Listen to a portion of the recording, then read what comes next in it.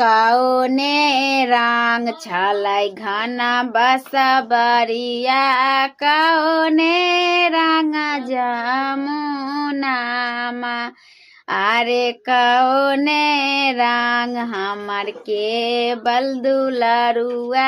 खेलैत होइथिन किनको गाना अरे हरियर हरियर घन बसबरिया शीतल रंग जमुनामा अरे ढूना मुना के बलदुलरुआ खेलैत होइथिन किनको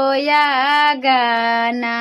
अरे कथी लागी मैया हुनकर खोजथिन कथी लागी बहिनिया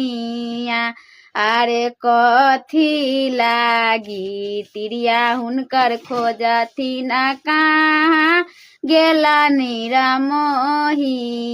दूधबा पियाबे लागी मैया हुनकर खोजथिन गोदिया खेलाबे बहिनिया अरे सेजिया सोलाबे लागी तिरिया हुनकर खोजथिन कहाँ गेल निरमोहिया।